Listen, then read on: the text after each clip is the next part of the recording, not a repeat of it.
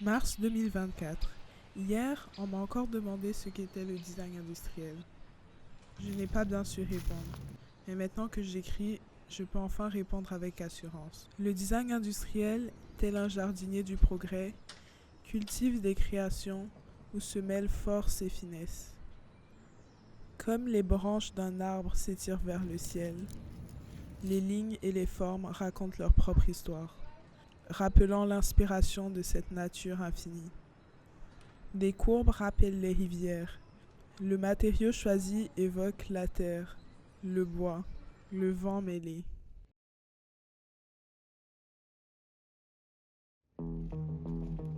C'est ainsi que commence pour moi la naissance d'un projet. Le tout n'est pas seulement de créer, mais d'abord d'observer, ressentir, toucher l'environnement qui nous entoure. Dans chaque objet conçu réside un souffle de vie. Nous cherchons d'abord des solutions, pourtant dans un écosystème harmonieux, où tout se complète. Devons-nous prendre exemple sur ce qui nous entoure ou devons-nous les modifier? Mais la définition du problème est une étape clé, car c'est en le cernant que l'on peut avancer.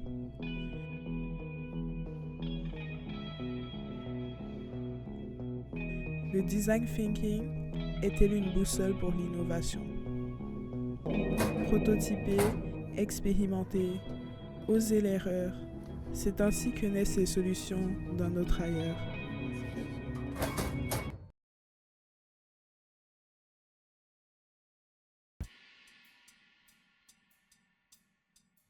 Le design thinking, loin d'être une simple méthode, est un art, une danse, où l'intuition se dérobe.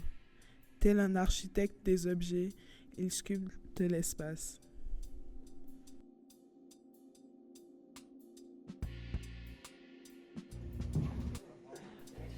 Les cours théoriques nous permettent d'acquérir la technique, le savoir, ne pas répéter les erreurs du passé.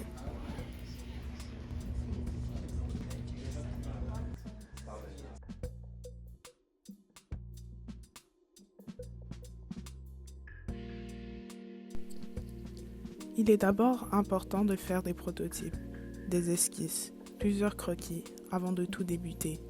Plus il y en a, plus de portes sont ouvertes vers de nouvelles directions.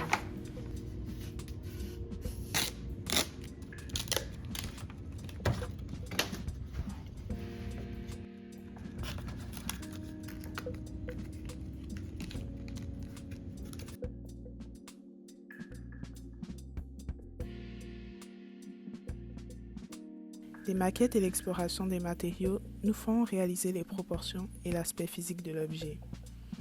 Mais ça peut aussi être une étape remplie de frustration.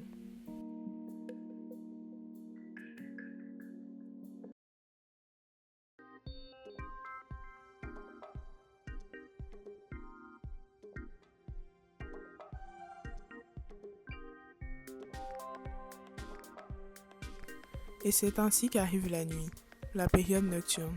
Elle est aussi bien redoutée que bénéfique. Durant la nuit, on perd la notion du temps. La fatigue nous avale. Mais le travail s'accélère à cause de la peur et la pression de ne pas finir à temps.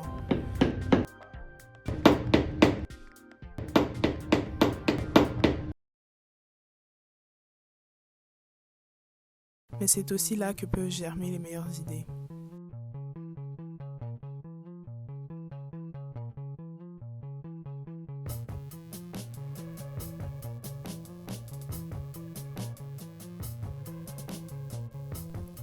Il est parfois mieux de prendre des pauses pour s'arrêter, marcher, réfléchir. La fatigue nous empêche d'avancer, mais le temps nous empêche d'arrêter.